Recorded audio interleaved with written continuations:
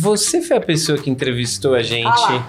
A pessoa que entrevistou a gente quando o Tô falou aquela bosta de Manaus. Que plot twist esse aí. A Restart durou um tempo exato pra não ganhar dinheiro nem com CD, nem com streaming. Sempre foi descolado falar mal da Restart.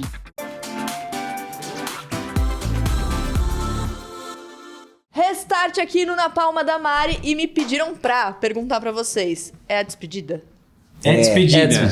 Já tá se tornando um adeus, tá cada vez mais próximo. Então, tá chegando. É. Vocês lidam bem com Não, despedidas? despedidas. Como cada um tá lidando Não. com Eu acho que- isso? Acho que a gente ainda nem tá lidando esse papo. É? Eu também não, eu sou um cara muito acumulador, eu tenho dificuldade de me desapegar das coisas.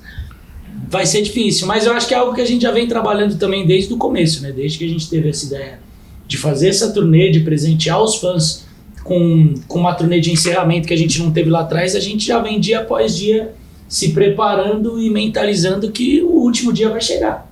Então, querendo ou não, vai ter que ser meio que na marra, né? Vai ser uma choradeira. O último show vai ser aquela choradeira dele. Vai ser Mas eu acho legal. que acima de tudo também a gente se orgulha muito assim, de tudo que a gente construiu, de toda uma história muito bonita que a gente começou escrevendo muito jovens. E a gente estava até falando aqui um pouco antes de começar, né, sobre molecada, e desde a escola assim a gente fez acontecer. Então, acho que acima de tudo, o sentimento de dever cumprido ele vai tomar conta ali no último dia. Só pra contextualizar você que tá assistindo, antes de começar a entrevista, a Verônica, que é a nossa diretora-chefe tudo aqui, Verônica tem uma história com o Restart há 1000 anos aqui. Quantos anos você tinha? 16. A V ia nos shows, quando vocês não eram Restart ainda, do show do Thomas? É que eu tinha duas bandas ainda, acho que naquela época, né? Acho que Você era tipo o pai do Chris, né? tinha duas empresas, a Made for Fun e depois a gente criou a C4. Então, Não, a e a gente gente Glory, tinha uma Morning banda... Glory. Morning também, Glory, né? exato. Que a Tá gente bom. tinha uma banda que tocou no Kabum, que era... Eu falei isso no verdade. documentário, que você era vocalista, sei lá quem era o batera. E a gente tocou no Kabum, a gente tava falando Ah, dessa é verdade, casa é verdade. aleatória de show na Vila Sônia, que na minha cabeça tinha sido um delírio, mas ela Foi no mesmo existiu dia. mesmo. Olha, muito Aconteceu. legal. Segundo a Era Verônica. muito legal. Na frente da nossa Foi escola. no mesmo dia, isso é Não, verdade. O lance é que a Verônica, ela cresceu no mesmo bairro que a gente. E aí, A mesma quebrada, a mesma aí galera. a gente, era um bairro que na época ele era um bairro quase meio interiorano assim de São Paulo. Não tinha muito... agora tem metrô lá, mas não tinha. Então os rolês eles ficavam muito ali, né? E aí ela começou a falar de vários rolês, inclusive falou que o primeiro show que ela foi, que ela conheceu o marido dela, foi numa banda do Tom, chamada Made for Fun. Quando ele tinha 12 anos. Mas aí que eu tava lembrando. Eu tava lembrando, esses dias vocês tocaram também, não foi? Essa Eu não fita? toquei. Esse Com dia outra banda tem- que eu tem tinha. um vídeo Só do para P nós. pulando... Exato, a gente tem esse vídeo do Kabum, Que velho. legal, isso é muito legal. E vocês têm muitas fãs. Tipo, a V, ela morava ali e tal, conhecia vocês, mas vocês têm pessoas que acompanham vocês desde aquela época por motivos diferentes, de repente não por causa do Restart e tudo mais, mas que vocês ainda veem nos shows. A gente tem, dessa época específica, acho que o que a gente tinha eram amigos de colégio, que eram as pessoas que iam... Não sei o que ela tava fazendo lá esse dia, mas na minha cabeça só quem tava lá eram, tipo, sei lá, as pessoas da nossa classe, era uma coisa assim. Mas tem muita gente que acompanha e que a gente encontra sempre, que é sei lá, da C4, que já é a banda que a gente teve ali antes da Restart, ou do comecinho da Restart. Porque isso já tem 17, da C4 já tem quase 18 anos. A Cara, Restart muito vai tempo. fazer fez 16 anos. Tem a Amanda também, que trabalha aqui. pô, Todo tem a programa que eu Amanda. venho aqui eu falo dela. Que ela tava com a gente lá das antigaças. E aí agora tá aí, tá vendo? Ó, coordenadora de coisas, mandando nas pessoas. É verdade. Eu vou dizer que eu Manda só todo obedeço mundo. aqui, tá, gente? Todo mundo que tá atrás da câmera manda em mim, eu só obedeço. Então é isso. E o pique, continua o mesmo? Não. Não, o que, a coluna que dói. mudou? Assim, fala uma Eu dor, faço uma show dor na no outro lombar. dia. Eu faço show, fico 2 dias com dengue depois. Fica assim, ó. É difícil. Uma parada. Eu acho que eu hoje em dia eu me empolgo mais no palco. Porque acho que a gente se diverte mais, mas o pós-operatório é complicado, né? O depois, Nossa, assim, a é ruim recuperação demais. às vezes demora uns 3 dias, assim, pra... Nossa, as pernas Porque dele. a gente se empolga, mas a gente não tem mais os 15 anos, né? E aí pula, vai, dá pirueta, aí no dia seguinte tá meio... Rola aquele after ainda? Nada. Nada, Raptor é cama. Nessa turnê, a Quase nada. gente atende muitas pessoas, né? antes do show, depois do show. Então, normalmente a gente termina de atender a galera e o show tá tarde também. Não sei porque a gente estipulou que os shows agora começam 11h30 da noite. Nossa, é mó triste. 11 da noite. E aí a gente termina e vai atender a galera. Então, o trabalho tá acabando ali, tipo, 2h30 da manhã. Às vezes a gente tentou um dia ou outro meio, não, então vamos, toma um drink, aí você toma um ali, você começa a ver a galera já meio guardando a malinha, já entrando na van, aí um dia sumiu, aí você fala, aí, bom, então... É aquele 30 clássico, mais, desapareceu, não deu tchau pra ninguém. É o after do Quem 30 nunca? mais, né? Mas voltando, sei lá, 17 anos atrás, quando vocês eram adolescentes e tudo mais, foi muito maluco pra vocês quando vocês perceberam que as pessoas estavam atrás de vocês, porque a adolescência é uma fase complicada, a gente quer ser aceito, a gente quer pertencer, aquilo tudo. E vocês foram aceitos, e as pessoas corriam atrás de vocês. Como ficou a cabeça de vocês, vocês lembram? Eu acho que ao mesmo tempo que a gente foi aceito, né, por conta do sucesso que a banda fez e da intimidade que a gente acabou criando ali com os fãs e impactando a vida de algumas pessoas, ao mesmo tempo a gente também não era tão aceito num outro nicho em que a gente se sentia pertencente, né? No rock, assim, falando mais claramente. Então eu acho que a nossa vida ela foi bem pausada, assim, né? Nessa balança, assim. Acho que a gente soube se colocar meio que nesse lugar. E é óbvio que, pô, a gente viveu um sonho, assim, de moleque que poucas pessoas, né? Que poucos adolescentes da nossa idade vivem. Mas ao mesmo tempo eu não vejo, assim, que a gente... Pô, desculpa, eu acho que você falou de uma coisa que a gente tá gravando um documentário contando a nossa história, né? E ontem a gente tava gravando uma entrevista, a gente passou um pouco por esse tema que, na verdade, eu acho que é um tema bem central, assim, de toda a nossa história. Que a gente, por um lado, a gente foi muito aceito por um pool de pessoas que acabaram se tornando a nossa fanbase, mas sempre teve esse dilema entre a gente ser muito aceito por umas pessoas e ser completamente rejeitado por outras pessoas, assim, né?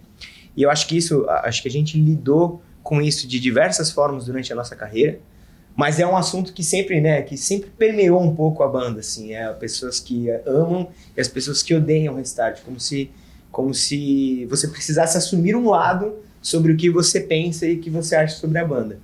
E isso é engraçado, porque eu acho que isso sempre teve... Acho que você falou ali, acho que na nossa adolescência, eu acho que o começo ali das coisas, nessa época do colégio e tudo, acho que foi um período que a gente realmente se sentiu aceito pelos nossos amigos, porque eu acho que os nossos amigos compraram a história junto com a gente. Quando a gente começa a enfrentar a massificação de público, eu acho que isso vem muito forte, né, de como a gente consegue girar tanta aceitação e tanta rejeição ao mesmo tempo. E é uma coisa que acho que sempre esteve presente com a gente, e inclusive assim, até hoje, né, uma coisa que eu acho que hoje bem menos, acho que hoje, né, durante essa turnê, acho que foi um período em que a gente conseguiu ver que a gente... Porque acho que tem essa coisa da adolescência que passa um pouco, né, e hoje a gente tem uma aceitação muito mais legal, muito mais ampla das pessoas. Mas é uma coisa que sempre teve presente, acho, dentro da nossa carreira, assim, né? Não é? Vocês lembram de como isso afetou vocês emocionalmente? Se é que afetou? Vocês conversavam sobre isso? De repente, pô, que saco, cara. Sei lá, a gente viu esse comentário, a gente ouviu essa pessoa falando isso e tudo mais. Vocês deixavam isso afetar vocês mais do que a aceitação que vocês tinham? Cara, acho que a gente não tinha ferramenta emocional para entender o que estava acontecendo, né? Porque quando você pega o começo da banda, depois, óbvio, né? A gente é um pouco mais velho, enfim, mas ainda assim muito novo, né? Hoje, com 33 anos, eu olho para alguém de 24, eu acho essa pessoa muito nova. Tipo, falo, putz, essa pessoa ainda não sabe meio nada, ela tem a sensação que sabe. Então, acho que a gente foi muito novo durante todo o tempo que a banda ficou ativa. Então, a gente não tinha, acho que, ferramenta para lidar com as coisas desse lugar mais adulto, ou desse lugar de uma percepção mais clara de, isso aqui não é legal, e talvez seja um problema mais da pessoa que está falando do que efetivamente da gente. Pô, isso aqui é muito legal, então talvez eu vá focar nisso. Acho que a forma que a gente tinha um pouco de se defender, talvez, disso, é que é isso que o Kobe e o Cooper falaram. A gente sempre teve uma base muito fervorosa. Então, essa base muito fervorosa, essas pessoas que gostavam muito. Então, acho que a gente acabava se refugiando um pouco dentro disso e lidando com... Porque a gente tomou muita porrada, né? E muita porrada, aí não só de hate no sentido de público e tal. Na época, a gente tomou muita porrada de pessoas que dividiam os espaços com a gente. E essa sempre foi um pouco a sina da banda, porque a gente sempre foi o artista mais novo. Quando a gente era, na época da Verônica ali, a gente tinha 12 anos. As outras bandas deviam ter 16, sei lá, que era uma média normal. Então a gente sempre viveu um pouco nesse lugar em que a gente era mais novo, então né? As outras, a galera tentava de alguma forma passar por cima ou desconsiderar você. Depois tinha essa questão do, não, então vocês não fazem rock, ou vocês não fazem parte dessa coisa aqui, vocês não fazem parte... Então, acho que a época a gente lidou da forma que dava para lidar, que era seguir fazendo o que a gente acreditava e seguir trabalhando focado principalmente nas pessoas que gostavam. Mas depois, quando isso passa, acho que a gente demora anos ali para realmente colocar as coisas no lugar. E acho que essa turnê, ela tem um pouco também, pessoalmente, acaba tendo essa função da gente olhar para a história da banda de um lugar agora adulto, com clareza da nossa história, clareza dos acertos, dos erros. Então esse ano também tem sido muito legal por essa ótica, assim, sabe? Chegou a rolar algum pedido de desculpa retroativo, assim, dessas pessoas que de repente falaram lá atrás, aí corta pra 2023, 2024 e falou, pô, cara, desculpa. Algumas pessoas, né? O Tico mesmo, que é um cara que na época deu umas declarações meio polêmicas nesse sentido de fazer... Eu nem lembro exatamente o que ele falou. Eu tive um encontro com o Tico também, o Pelu também, né? A gente recentemente, e é legal ver que as pessoas, de alguma maneira, abriram um pouco a cabeça, né? Eu acho que esse é um problema do rock, não nosso nacional, mas, enfim, de um geral, assim, né? De ter esse certo preconceito com o que é novo e achar que o que é novo, de alguma maneira, vai tomar o espaço que você ali construiu durante toda a sua caminhada, durante todos esses anos. E não é, né? A gente vê com outros gêneros musicais, com outros estilos, que o novo só fortalece e rejuvenesce toda uma parada que já vem sendo escrita há muitos anos, né? E por parte do Tico foi muito legal, assim, eu tive um encontro com ele e ele falou publicamente o quanto ele não via, né, a coisa de uma maneira mais ampla e que realmente ele se arrependia das coisas que ele falou sobre a Restart, das ofensas que ele teve, não só da nossa parte, mas por parte também dos fãs que acompanhavam e acompanham a nossa trajetória, a nossa carreira.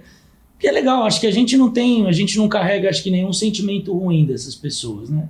É óbvio que quando você é moleque, você fala, pô, por quê, né? O que será que eu fiz pra esse cara? Às vezes você vê as pessoas como ídolos e você queria, às vezes, só uma mão, tá ligado? Um abraço, enfim.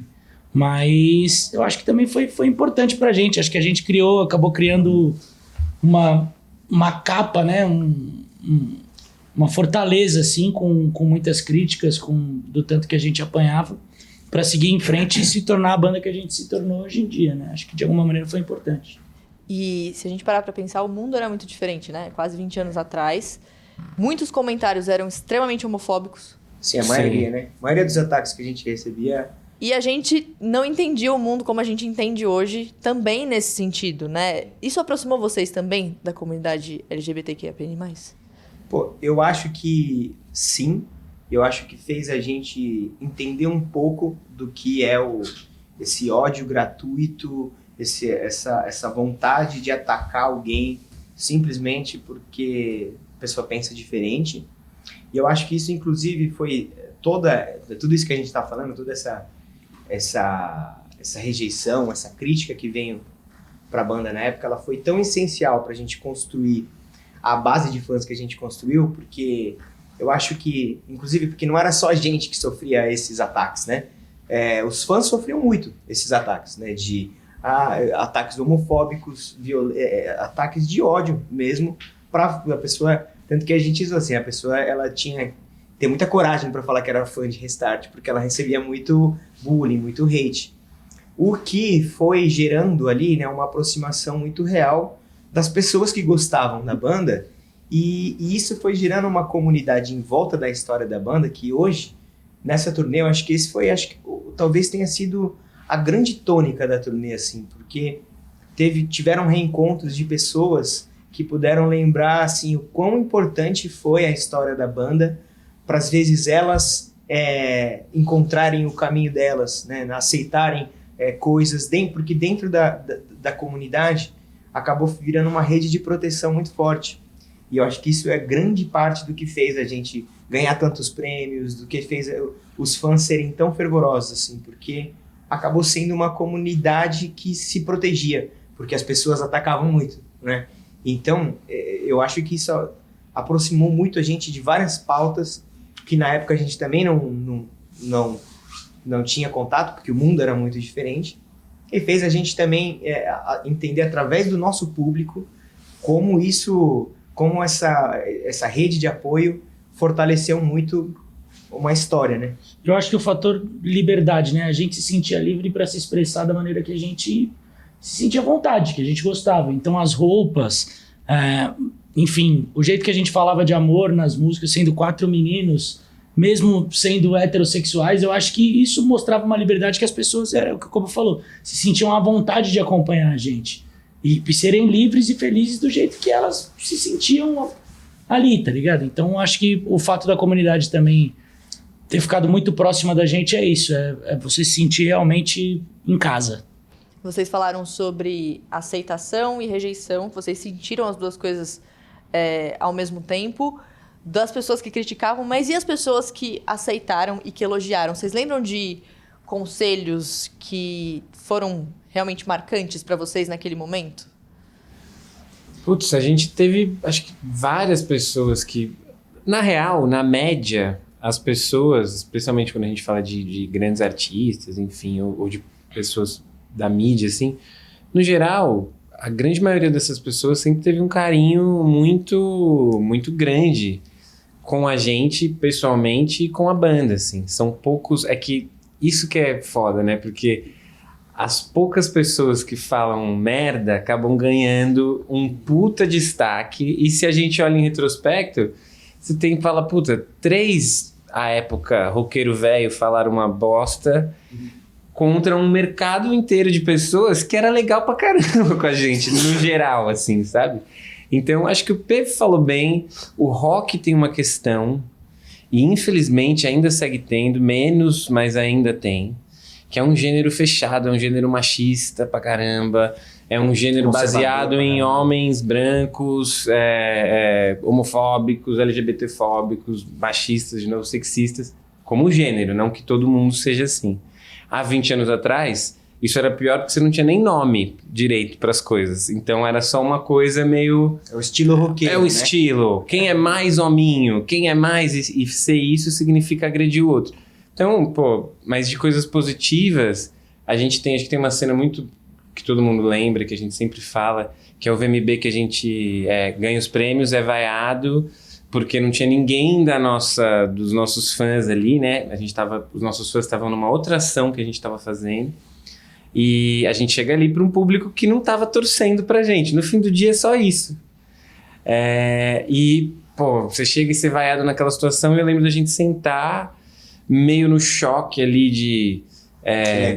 que legal, era o 4º prêmio da noite que a gente ganhava, e nossa, e essas vaias, a gente sentar perto do Chitãozinho Chororó, e eles olharem, eles estavam na nossa frente, eles abraçaram a gente, falou, cara, não liga pro isso aí não, que o brasileiro tem problema com sucesso. Eles, né, num lugar do tipo, esses moleques aí, imagina, na época a gente tinha 18, 19, 20 anos, e eles terem essa acolhida. Ou mesmo pessoas... Eu tenho uma lembrança, por exemplo, do Chorão, que apesar de ter sido um cara que falou depois um monte de merda da gente num show lá, 15 dias antes dele estar sentado com a gente, assim, numa situação como essa, num camarim, e ele, velho, da hora, legal. Vocês são legais, cuidado com droga, cuidado com a fama, continua tocando aí e tal. Então, a encenação, né? Você tem que... Em teoria, para os outros, você tem que talvez, sei lá, será isso que ele sentia. Tá numa posição em que isso não representa o rock. Em compensação no bastidor, o cara ser uma figura, generosa pra caramba, né? Então, eu acho que a Restart, no fim, a gente tem muito mais histórias positivas, dá pra listar todo mundo, de comunicadores, de bandas e artistas, enfim.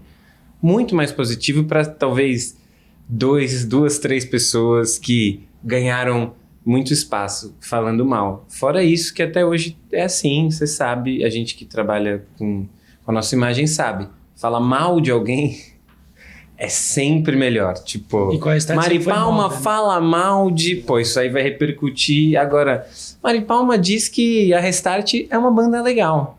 Isso aí não vai ser em lugar nenhum. Com a Restart, quando o assunto é Restart, sempre foi moda, né? Sempre foi descolado falar mal da Restart. Então as pessoas meio que às vezes nem sabiam o porquê estavam criticando, mas iam na mesma caminhada.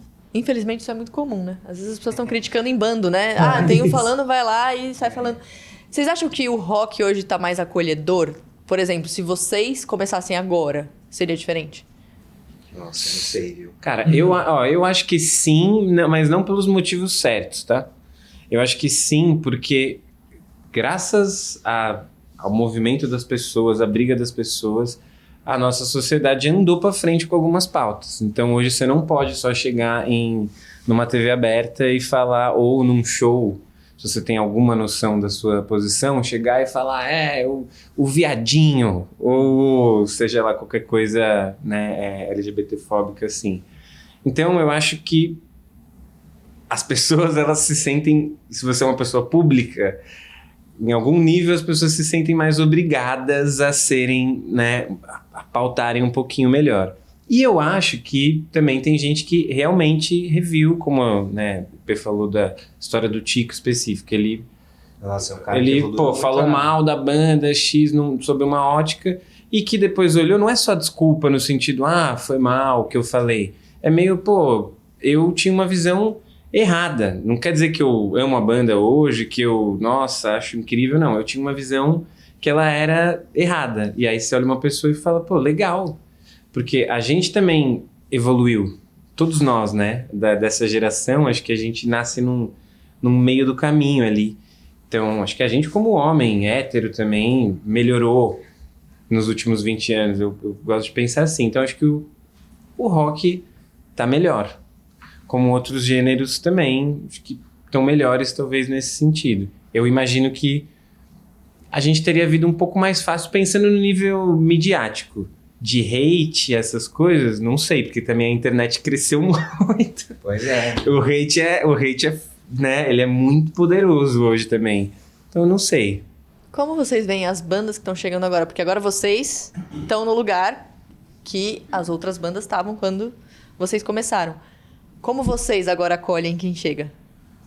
Eu, particularmente, eu fico muito feliz de conhecer bandas novas, assim, brazucas, assim, que estão...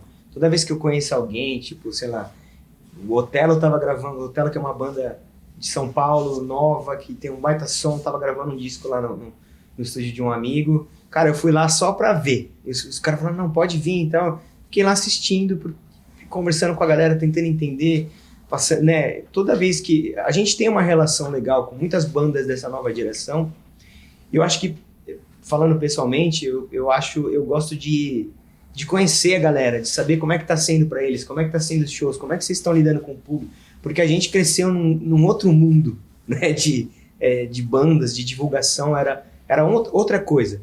Eu acho que hoje é até legal, assim, musicalmente, a gente entendendo que tem bandas que hoje têm uma cabeça muito legal, né, musical, a nível de ter entendimento de produção, de público, e eu acho que isso só enriquece a gente e também os artistas que topam, se ela falar, cola aí no estúdio, porque aí rola uma troca muito legal de quem veio de uma outra era e que de repente compartilha coisas assim. Então, cara, eu particularmente gosto muito de conhecer e tem muita banda legal, nova, muita banda diversa, assim, né, com temas muito legais e muita gente velha também que continua fazendo o seu trampo. Então, eu particularmente gosto, não sei, falei um monte aqui. Eu gosto também. Eu acho muito legal. Eu vejo só uma maior dificuldade, talvez, para criar uma cena, né? A gente tinha mais lugares aqui, falando aqui em São Paulo, que é nossa casa, a gente tinha mais lugares onde as bandas num cenário underground caçavam ali para se apresentar. Hoje eu vejo um pouco mais de dificuldade em relação a isso e das bandas criarem esse ponto de encontro, assim, né?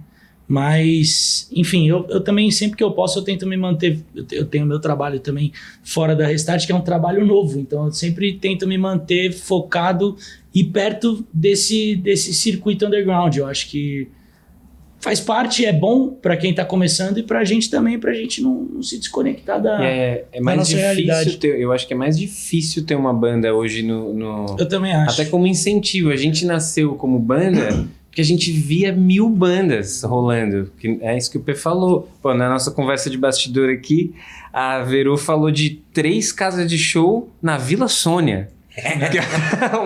Que é um bairro, tipo, micro bairro em São Paulo, onde a gente nasceu. Hoje em dia, você fala, vamos pegar Pinheiros, sei lá, tem, puxando, pequena, você tem casas um pouco maiores, mas, pra uma banda que precisa tocar pra 150 pessoas, pra 200 pessoas, pra 100 pessoas. Então, eu acho que ter uma banda hoje é um... Cara, ato de coragem. É um ato maior de coragem do que era na nossa geração, assim. E é muito maluco. A gente recebeu aqui o Samuel Rosa, Paulo Miklos, que vem de outra geração. E a gente falou muito sobre como a música hoje é produzida e consumida também, que é tudo muito diferente. Muito então, diferente. com o Samuel Rosa, eu falei com ele aquela questão do... Às vezes as pessoas hoje fazem música pra viralizar, com esse objetivo. E não como na época dele, que ele fazia aqui com o coração. Ele queria se expressar e tudo mais. E tudo mudou. E eles também vieram se adaptando em relação a isso. Eu acho que a questão do acesso, né, Mari? Hoje em dia é difícil você ver um menino na escola que tem o sonho que a gente tinha. De, vamos junto montar uma banda e tocar. Vê menos, né? E às vezes, tem um lance mais linkado, mais voltado pra música, mas tem a sua plaquinha, produz os seus beats em casa, grava suas vozes, já tem um lance que às vezes pode ser mais voltado... ou para um rap ou para um pop, é difícil você juntar. Instrumento musical também tá muito caro hoje em dia, né? Então é difícil você falar, vou comprar uma guitarra, vou comprar uma batera, vou comprar... Enfim, acho que tudo mudou e é mais difícil. Acho que para você ter uma banda realmente demanda demais, assim, de muita vontade, de muita coragem, de insistir bastante.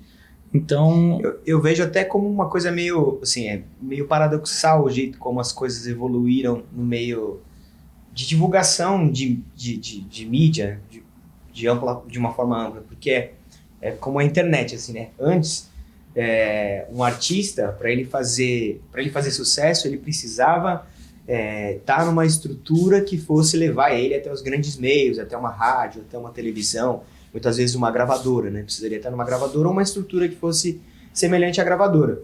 Eu acho que é uma coisa que é muito positiva hoje, que é o fato de você não depender muito desses meios. Hoje um artista, ele pode gravar as músicas dele, ele coloca lá no Spotify, coloca né? E isso é muito legal, porque hoje você eliminou vários intermediários que antes ou você precisava ter muita sorte, ou você precisava ser muito talentoso, ou você precisava ter muita influência. Hoje tem um caminho que ele, muitas vezes, ele pode ser mais trabalhado ali no dia a dia com marketing digital. O que, ao mesmo tempo, acabou deixando difícil porque são muitas músicas, né? Hoje sendo lançados muitos artistas. E aí tem uma ambiguidade nesse sentido. É mais democrático, é mais fácil de se fazer. Ao mesmo tempo tem muito mais gente fazendo. É muito mais difícil você se destacar dentre tanta gente, né? Então... Também a gente nasceu numa era pré-streaming, né? A gente pegou o comecinho do streaming ali, que mudou muito. A gente mesmo não entendia, a gente passou pela venda musical de música digital, né? E... A gente nasceu no pior momento. A Restart durou o tempo exato para não ganhar dinheiro nem com CD, nem com streaming. Exato. Naquele buraco... Aquele pedacinho assim, até 2007 ganhava dinheiro com CD, a gente nasceu em 2008. Em 2015 o streaming rolou e a gente acabou em 2014. Mas vocês estão agora aqui, a turma. A gente ia batizar de Os Pedidos, né? Foi bem o período. Foi bem o período, Em relação aos fãs, vocês têm uma percepção de que ser fã também mudou? Porque antes, os fãs, por causa da internet e tal, talvez não tinham tanto acesso ao dia a dia de vocês, não conseguiam ver vocês com tanta frequência como hoje. Antes os fãs, eles tinham mais que ir até o show pra ver vocês. Hoje eles podem abrir o celular e, de repente, claro que não pessoalmente, mas ter ali a presença de vocês de alguma maneira. Vocês sentem que mudou a interação com os fãs também? Eu acho que mudou, eu acho que principalmente mudou a forma, esse ponto específico aí que você trouxe, e especialmente depois da pandemia, mudou a forma como as pessoas consomem música, né? O mercado de música ao vivo, ele parece que ele tá muito, muito quente, mas ele tá muito quente para meio que 10 artistas. Que é a Taylor Swift e os outros 9.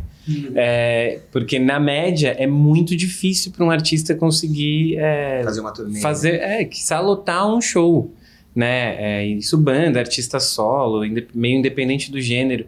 Então a gente vive uma ilusão de que a música ao vivo ela tá muito quente e tal, mas na verdade é um momento que é muito difícil para um artista midstream e mais ainda para um artista pequeno. E acho que muito disso tem a ver um pouco com o hiperacesso e com a forma de consumo. Tipo, a gente está muito acostumado a consumir música agora, YouTube. Na pandemia a gente teve o boom das lives, né? E aí a pandemia em si mudou a forma como o ser humano se comporta no geral, né? Então, eu acho que é outra relação. E é um pouco isso que o Koba trouxe de ser paradoxal. Ao mesmo tempo que você tem o hiperacesso, mas a gente está cada vez mais distante fisicamente. A gente está se contentando, eu sinto que as novas gerações, aí a galera mais novinha, tem um sobrinho de 10 anos daqui a pouco. Eu não sei se ele vai ter tanto o tesão de ver música ao vivo, porque não faz parte muito da lógica dele. Tipo, o rolê dele é outra forma de consumir a música, de entender entretenimento, sabe? Então, isso é muito louco, assim. E acho que a Restart talvez tenha sido um dos primeiros artistas brasileiros que deu esse hiperacesso pro fã pela via da internet. Tipo, a gente é uma das primeiras bandas que vira pras pessoas e fala, a gente vai estar em tal lugar, vão lá tirar uma foto com a gente. E aí as pessoas vão. E você, né, ter esse cross do digital e esse acesso.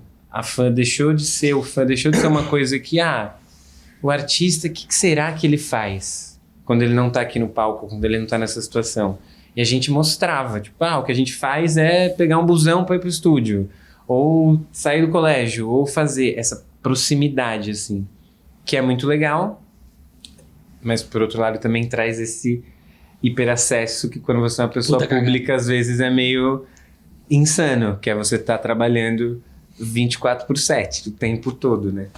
E como era a interação entre vocês? Que vocês eram muito novos, as 4 cabeças pensando ali, inquietas, querendo dar certo, querendo fazer sucesso e tudo mais. Como era a interação entre vocês? Rolava uma treta, eventualmente? Como era tomar a decisão em grupo? Acho que a gente teve várias fases, né? Fases boas, fases não tão boas. Mas no geral, assim, olhando, a gente sempre teve uma cabeça muito democrática na hora de tomar decisões, assim. E apesar da gente ser em 4, a gente sempre tentou, assim, vamos fazer uma votação. Quem quer ir pra lá, quem quer ir pra cá. Se for 2 e 2, sai na mão. Isso, Quem ganhou, leva. O mais forte vence. Mas, beleza, se dá 2 e 2, a gente sempre tentou achar um jeito de entender, então, tá bom, qual que é o melhor caminho pra gente ir. Eu acho que a gente nunca teve muita dificuldade disso, até pelo fato da gente ter crescido juntos, né? Então, quando a gente começa a Restart, a gente já tinha uma vida de amigos juntos, né? E também fomos aprendendo, né, com o tempo. Hoje aí a gente faz 20 e tantos anos que a gente se conhece e você vai aprendendo ali, como um casamento, né? Assim, como não é fácil, né? Tomar decisões grandes, decisões importantes. Você vai discutir, você vai brigar, tem horas que você não vai concordar, mas a gente entende que é uma relação, né? Uma relação que a gente precisa se dedicar a um entender o outro todo o tempo, se a gente quiser manter isso saudável, né? E a gente já passou várias vezes por momentos onde a gente fala, se a gente quiser deixar não saudável agora, vai acontecer. Mas a gente, né, e tiveram momentos em que ficou não saudável, né? A tomada de decisões, onde a gente começa a discordar. Acho que até o fato da gente ter parado a banda foi muito em respeito a isso, né? Lá em 2015 a gente viu que a gente começou a divergir muito as cabeças. A gente falou, cara, então vamos dar uma pausa na banda? Porque aí a gente não precisa ficar se desgastando. E aí, se em algum momento a gente voltar a ter, né, ideias parecidas, a gente volta. E foi meio isso que aconteceu, assim, a gente entendeu que a gente ia começar a desgastar muito a relação. E no fim deu tudo certo, porque a gente continua sendo super amigos, né? E tem outra discussão também de bandas novas, né, que chegam e tudo mais, que demoram, se é que um dia conseguem ser donas das próprias decisões, porque vêm as pessoas que já estão na estrada há muito tempo, empresários e, enfim, grandes empresas e controlam tudo isso. Vocês conseguiam isso na medida do possível? Cara, artisticamente a gente sempre tomou. A gente tinha empresários na época, mas acho que desse ponto sempre foram pessoas. Porque eles conheceram a banda com as coisas já formatadas, né? Tudo que as pessoas conhecem da Restart, os símbolos visuais, a calça colorida, o óculos, sei lá, os primeiros designs, o primeiro repertório inteiro, tudo isso já existia quando a gente assina com os nossos empresários, né? Então, acho que eles sempre foram pessoas nesse sentido que entenderam que a gente sabia fazer, porque também tinha essa coisa da comunicação com os fãs de uma forma que ninguém tinha visto. Por mais que eles tivessem 50 anos de mercado, esse formato nunca tinha acontecido.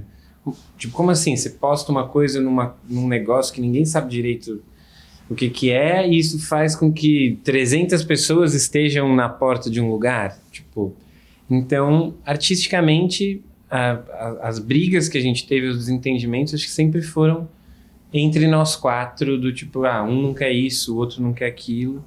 Mas na minha perspectiva também, eu acho que a gente sempre foi bom de ceder em algum nível. Tipo, alguém tinha que ceder e ninguém nunca deixou de fazer uma coisa porque foi a pessoa que perdeu na votação. Mesmo coisas que, tipo, o P não tá feliz com aquela coisa, mas se ele vê que todo mundo decidiu fazer, ele ia lá fazer, ou eu, ou enfim, e entregava da mesma forma, assim. Acho que isso foi o que também fez com que a banda tivesse muitos acertos. E os empresários também, a gente não era contratado por eles, algo do tipo, a gente era sócio deles, né? Então sempre rolava essa votação e a gente sempre era a maioria, né?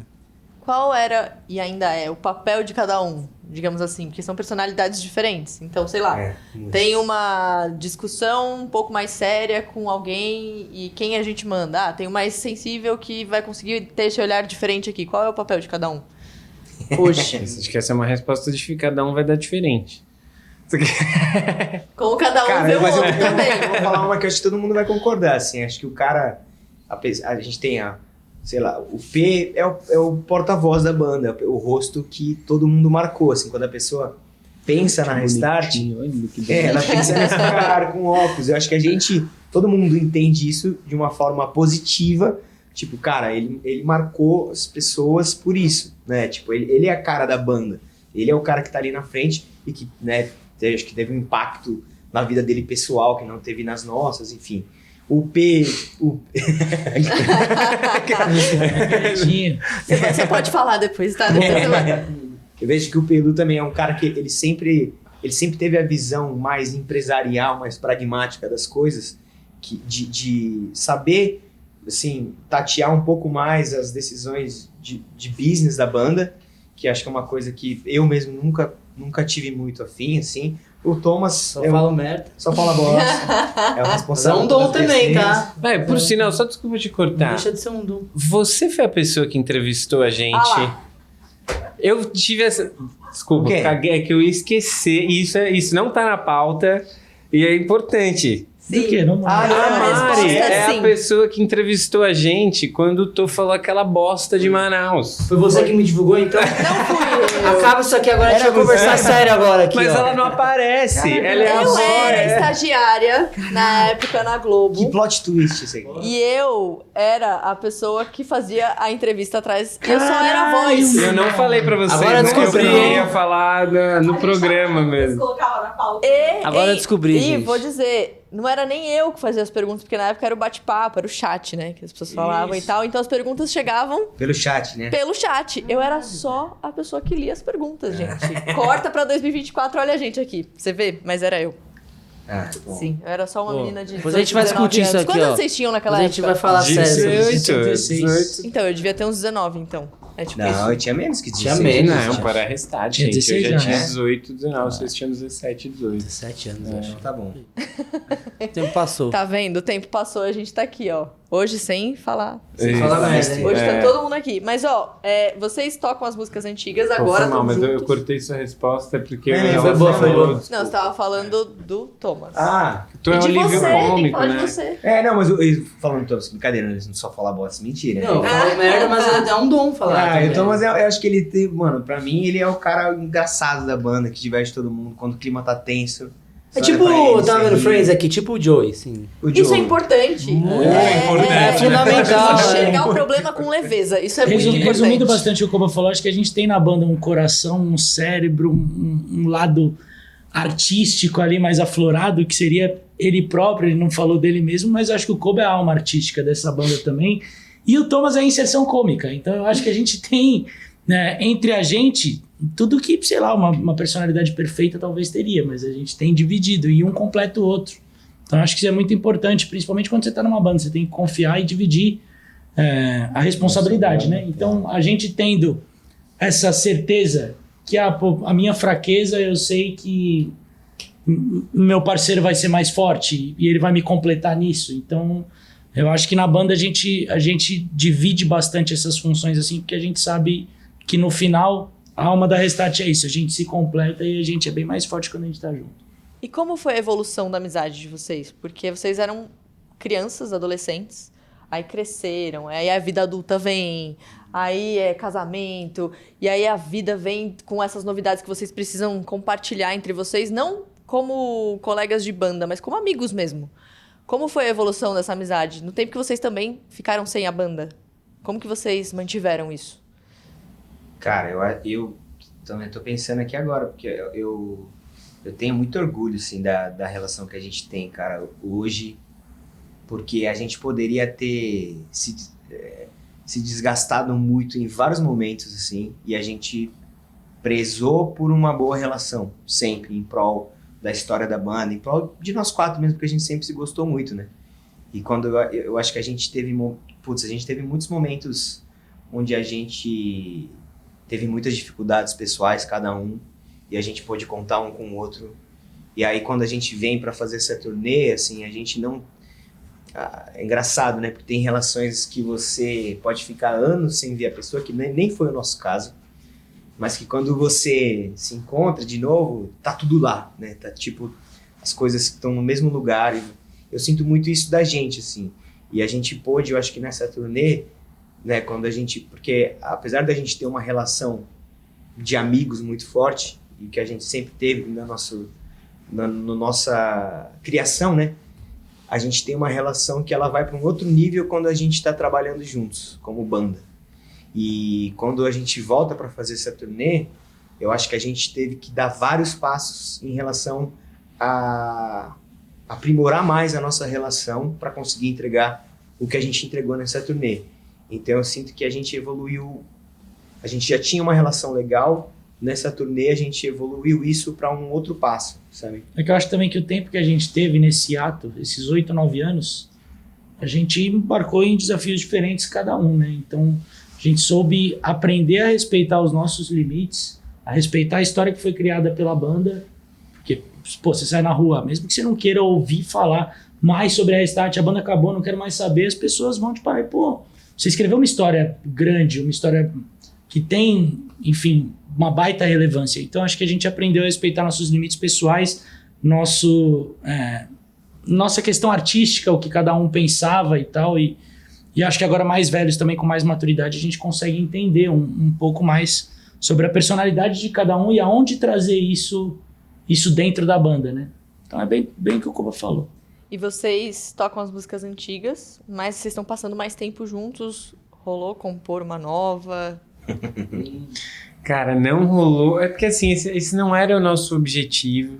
A gente até tem vontade de talvez, depois que passar a turnê, talvez olhar para turnê e aí ir para um estúdio, tocar, talvez, né? Então a gente não é um lugar... Nós somos muito amigos, acho que a gente nunca foi tão amigos quanto agora. Acho que a gente tem uma clareza musical agora que a gente nunca teve. Mas esses 2 anos de turnê, eles foram insanos, né, estão sendo ainda, com o tamanho. Então a gente pensa que a gente passa um ano, já vai fazer um ano a turnê rodando. A gente teve um ano antes de preparação, em que ninguém sabia, ou só as pessoas muito próximas sabiam. Então a gente está há 2 anos num trabalho muito intenso para entregar essa turnê artisticamente, né? Então a gente Nem deu tempo. não deu tempo e não era... Toda vez que a gente pensava, putz, e aí, vamos fazer alguma coisa? A gente vai lançar um disco ao vivo, que a gente tá lançando singles, então tem, o cuidado com essas músicas. A gente tá gravando um documentário, então a gente tá, assim, no limite do trabalho.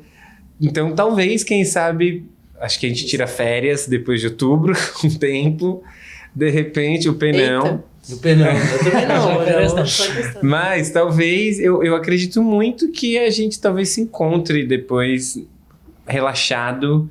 Tipo, pô, de repente vamos pro estúdio, dar então. uma volta e fazer umas músicas. Isso pode virar músicas, né? Enfim, acho que mais nesse momento... E como é cantar as letras antigas? Porque vocês eram outras pessoas. E aí agora... com o conhecimento que vocês têm, com a maturidade que vocês têm, é interessante voltar no tempo, assim? Eu acho mó legal, cara. Difícil lembrar as letras, né? Eu vejo tudo com tanta sinceridade, como foi composto, como foi escrito e produzido por nós mesmos, porque a gente era muito de meter a mão em tudo, né? Então, foi tão sincero, é tão verdadeiro que toda vez que eu canto, eu juro que eu me emociono, assim, mesmo sendo uma música de, sei lá, 15 anos atrás, 16 anos atrás, eu ainda vejo isso sendo não só pelos fãs, né, cantando junto com a gente e celebrando toda essa nostalgia por parte da turnê, mas eu vejo sendo muito, muito intenso, assim, muito real e muito, muito verdadeiro até hoje. Então eu não tenho, eu particularmente não tenho esse lance de, Também não, cara. pô, ficou pra trás, não sei se isso me representa hoje em dia. Eu acho que a Restart vai me representar, as músicas do primeiro disco ou do nosso último disco, isso vai me representar até meus, sei lá quantos anos a força divina me permitir viver, mas... Isso é uma coisa que nunca passou pela minha cabeça, sabia? Deve Do ser interessante voltar no tempo e te ouvir de novo, né? essa letra, porque a gente tem músicas tipo Menina Estranha, que é uma música que ela é muito datada pra uma época da nossa vida, né? Tipo, né? Final da já adolescência, faz faculdade, eu aqui aprendendo a dirigir. É uma música que ela não faz mais sentido liricamente dentro do que a gente vive hoje. Mas ela faz muito sentido dentro da nossa história, quando as pessoas cantam. Foi parte da nossa vida aquele momento que a gente estava vivendo, faz parte. É como se você lesse um diário antigo, né? Você lê, você fala, nossa, olha que legal isso que eu escrevi há 15 anos atrás, óbvio que eu não vivo mais isso, mas, pô, que do caralho que eu pude escrever isso e que eu botei isso pra fora. E isso chegou em outras pessoas. Acho que nunca passou pela minha cabeça também isso, do tipo... Até porque a gente se sente assim também com bandas que a gente escutava, né? Agora, pô, esses últimos anos aí tiveram vários revivals, teve o NX, tem o Farfã agora, bandas gringas, tem o Wannabe Tour que teve lá na gringa. E aí se você olhar, é meio a mesma lógica, acho que tem bandas que continuaram, talvez tenha coisas que você olha e fala, agora isso que ele tá fazendo agora tem um pouco mais sentido com a minha vida nesse momento. Mas as coisas que eu mais gosto é aquela coisa que eu ouvi porque aquilo marcou. E o próprio We Were Young, né, que é o festival que eu acho que deu esse start aí, né, acendeu essa chama em todo mundo que gosta desse tipo de som que a gente faz e foi inspirado pelos anos 90, anos 2000 aí.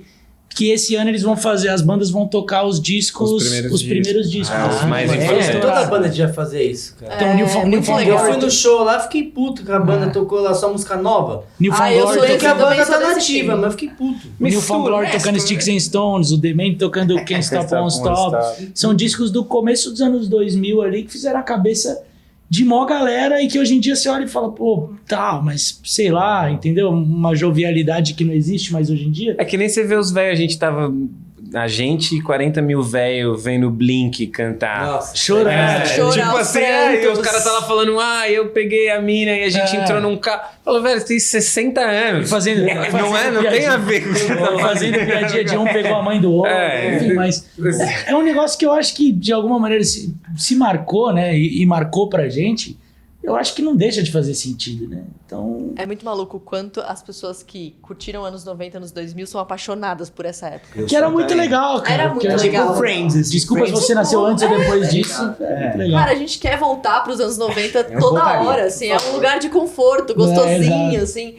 Como vocês enxergaram e lidaram com fama ao longo desses anos? Porque vocês eram adolescentes e eu imagino que vocês perderam muita coisa por causa da fama, mas ganharam também. Também é uma relação complexa.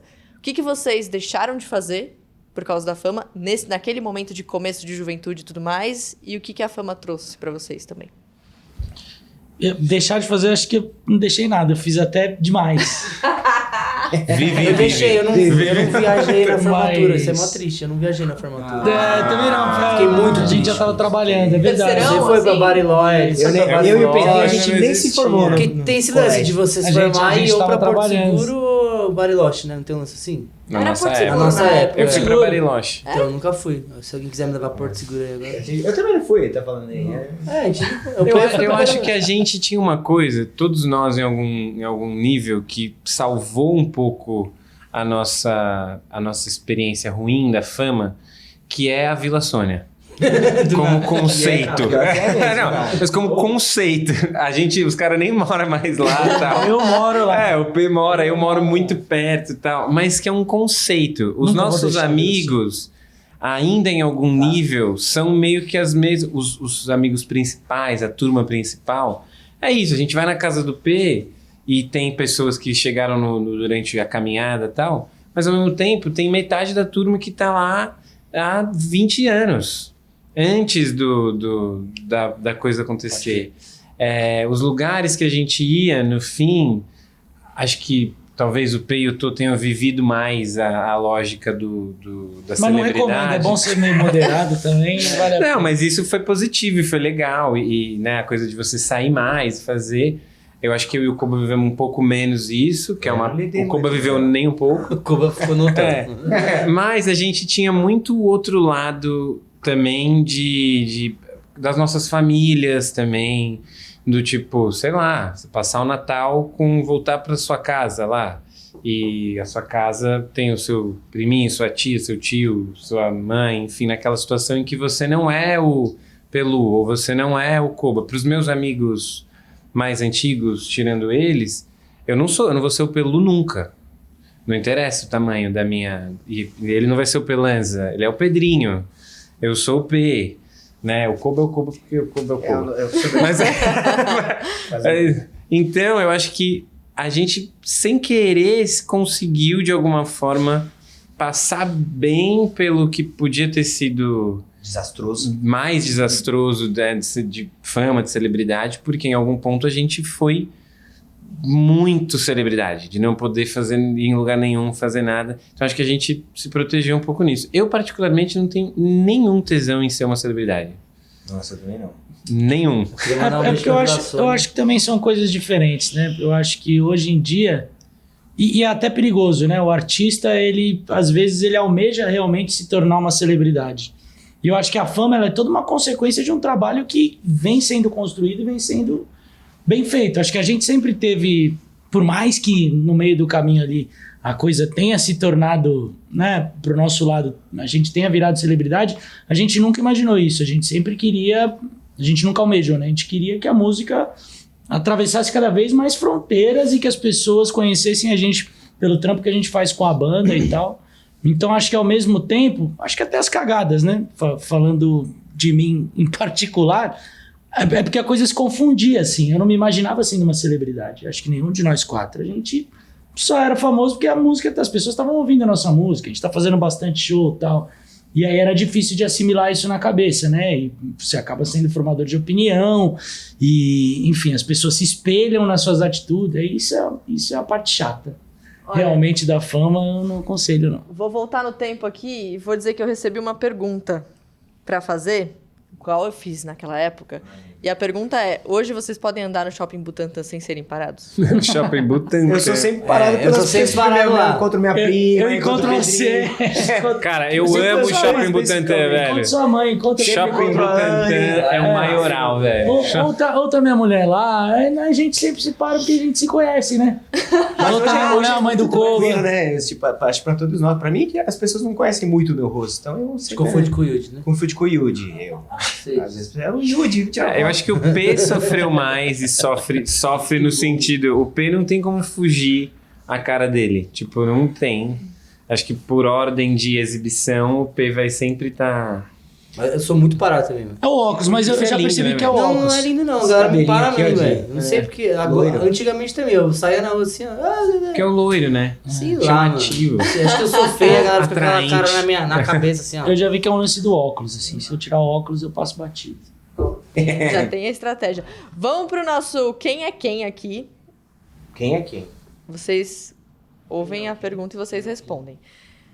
A opinião de cada um, tá? Não precisa entrar no consenso, não. Tá. Quem é o mais estiloso do grupo? O Koba. Que isso? Nossa, foi aqui, Mas- ó. Nem pensou. Ah, obrigado. Não, não tô falando que hoje você tá mais todo mundo, mas você antigamente você era o mais, lembra? Não, nem sempre positivo, né? É, não tô falando que é sempre Mas- positivo, mas. Define estilo, né? Vamos... Estilo tá aí, né? Pra ser usado. É, o Cobão E a é gente- ousado. Eu acho que o Cubo é ousado mesmo. Eu gosto do Obrigado. Koba. eu gosto. Tá ótimo. Tá. Quem é o mais mala / irritante? O irritante, às vezes o Thomas ele Eu toma sou. essa aí, viu? Quando ele tá Mala ali, também, pode jogar na Quando conta ele tá ali dele. antes do show, ali bate a ansiedade. Ah, eu dou, Pode jogar na conta eu dele. tenho uma ansiedade. Dá assim, uns que é ataques, complicado. dá uns ataques. Começa a gritar. xingar os Jimmy outros. Kentra. Eu tenho um probleminha com ansiedade, mas tô tomando remédio já. O mais engraçado. Eu tô. Ah, eu tô também. Eu tô- Quem mudou menos? Mudou Pelu, fisicamente? né? É, o P acho que foi o que Pelu. mudou menos também. É, também pelo acho. fisicamente. E não Vivendo fisicamente. formal. Vivendo formal. E sem ser fisicamente? De personalidade. Acho que também. É, o Pedrinho também. Sei. Que eu já Ah, era eu sou- velho, eu novo, também daí não, eu fiquei assim, só mais velho. É verdade. Só mudou a Mas- idade. Não mudou muito, eu acho. Não É. mudou muito. Sim. Não, mas a gente melhorou, velho. Ah, Melhorou. A gente melhorou, a gente evoluiu. Quem mudou mais? Bom, O aí... P É mudou. que também Fala- essa é uma pergunta que assim, a gente se conhece há muitos anos. Eu- Fica meio difícil, a gente sabe sacar muito. Agora a pessoa que tá mais de fora, Que talvez viu uma saque vez, melhor. dois O anos P depois. tá É, muito eu- calmo, o P tá muito Ele tranquilo. mudou bastante mesmo. É, É. eu ia falar que eu tô com muito cabelo branco. Eu me olhando no Meu espelho cabelo todo tá dia, caindo, eu vejo mas- que eu É, mas realmente- você tá mais calmo, Eu velho. realmente mudei muito, é.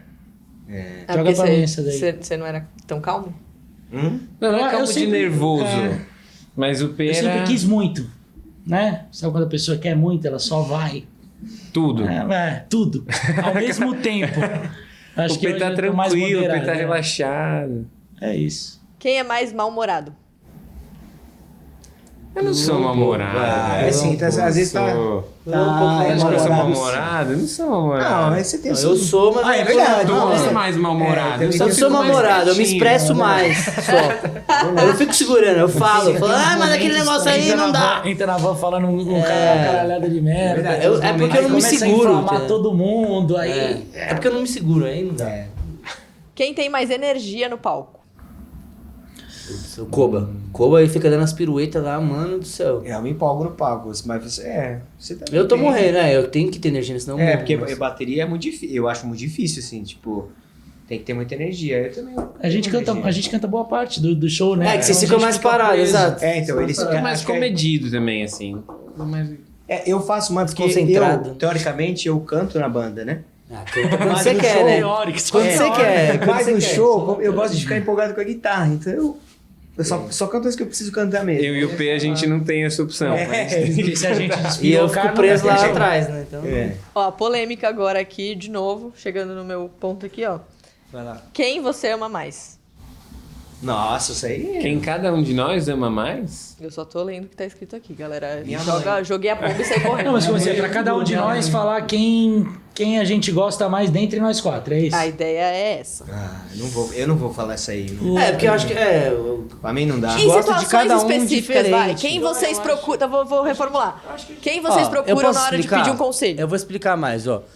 Antigamente, eu e o Pelanza era mais a minha turma e os dois eram mais eles eram mais cada um a sua turma. Eu e o Pelanza e eles dois. Agora a gente trocou de novo. Agora eu e o Koba e aí virou eles dois.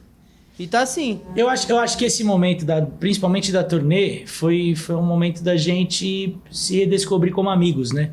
Então, tem um pouco do que o Thomas falou. Eu e o Pelô, acho que a gente não tinha essa relação que a gente tem hoje, provavelmente desde a escola, assim. Desde que a gente começou a trabalhar junto. E isso foi legal da banda. Agora, com uma outra cabeça, é um pouco daquilo que eu falei, enfim, antes aqui no nosso papo. A gente aprendeu a respeitar os nossos limites, a nossa personalidade. Então eu acho que em certos momentos a gente tem um momento que cada um gosta mais do outro, assim. Mas a gente como banda, a gente se ama muito, mano. Não tem como a gente escolher uma predileção, assim. Bom, Falou e não falou nada. aquela bela ensaboada, né? Olha lá, muito bom, muito bom. Tudo bem. Bom, o P já adiantou Não um amo pouco, vocês, eu mas... odeio vocês. O P já adiantou um pouco, mas agora, depois da despedida, quais os planos pra cada um? Sair na mão todo mundo. Fala aí, Bom. Jesus, quais são os seus planos aí? Cara, meus planos é continuar tocando, porque antes da banda, né, voltar, eu tava tocando, mas assim, né, bem nos botecos. Agora eu quero seguir tocando bateria, que é um negócio que eu tinha parado de fazer. Aí voltei agora pra tocar bateria com outra turnê. E fiquei afinzão de tocar bateria. Agora eu vou seguir fazendo esses projetos que eu tô fazendo, tocando em evento, corporativo, que é o que eu gosto de fazer. Vai cortar o cabelo? Vou cortar nada. Se eu continuar caindo, aí eu vou ter que cortar. Eu não sei muito bem ainda, porque ainda depois que acabar a turnê, eu ainda tenho tanta coisa pra gente entregar dessa turnê. Tem o documentário. Tem um ano de trabalho ainda. Então, assim, eu vou ficar um tempo ainda. Eu acho que a gente e tal, mas aqui eu tô mais encabeçando algumas frentes. Então, eu vou ficar um tempo ainda pra entregar tudo que a gente precisa ainda pra turnê. Mais voltado pra vídeo, né? Assim, eu tô tendo a oportunidade de dirigir o nosso documentário, né? Junto com mais uma galerinha, com o Tuá, que tá aí, mas pra mim tá sendo muito legal. É uma coisa que eu quero me dedicar muito pra gente fazer uma coisa que representa muito a nossa história. Então, sei lá, depois tem muito trabalho Sei ainda. lá. É. Eu vou continuar fazendo o que eu já fazia, eu acho. Que eu continuo fazendo, na verdade, né? Acho que eu vou só repriorizando as coisas. Eu tenho meu estúdio, eu tenho meus selos de música, eu cuido da carreira de João Guilherme, e vou continuar. Eu tenho vontade, talvez, acho que uma coisa que eu faça um pouco mais do que eu fiz antes é de lançar mais músicas do meu trabalho solo e tal. Mas também sem pressa, assim. Então, eu acho que eu vou continuar fazendo as coisas que eu já fazia e trabalhando por essas coisas. Eu, a partir de novembro, vou cair na estrada. Eu amo a estrada, né? Eu amo viver isso, esses desafios e, enfim. Acho que isso me motiva, né? De alguma maneira, me deixa conectado com o meu propósito e com a minha alma, né? Do que eu nasci pra fazer, do que eu nasci pra ser. Então, a partir de novembro, eu volto com o meu trabalho solo, continuo lançando, já preparei, tinha muita coisa preparada pra lançar em relação a singles e tudo mais. E poder reencontrar essa galera aí que, de alguma maneira, se reconectou com a gente na turnê da banda, que a gente promova novos reencontros aí nesse futuro, nesses próximos anos também. E, gente, descansem, por favor. É bom. Nenhum deles falou descansar em nenhum momento. Não, que descansar. A gente é workaholic pra caramba. Vamos, sei lá, viajar um Não, pouquinho. Vai viver sua vida, né? Esvaziar a cabeça, Morar um mêsinho sabe? na praia. Dar um rolê no shopping Butantã. Vamos se divertir. Obrigada, meninos. Foi um prazer receber vocês e assim aqui. terminamos a entrevista. Com a dica. Fazendo uma publi do Shopping É isso. Butantã. Inclusive, Shopping Butantã, se quiser, tá aqui pra isso. patrocínio. Aquela câmera ali tá em vocês. Se quiserem se despedir de quem tá assistindo, fiquem à vontade. Obrigado pela companhia de vocês. Espero que a gente se encontre. E obrigado. Obrigado por tudo que a gente viveu ao longo desses 16 anos aí. É isso, gente. Semana que vem tem mais na Palma da Mari. Toda quinta-feira tem episódio novo às 8 da noite. Eu espero vocês. Beijo. Tchau!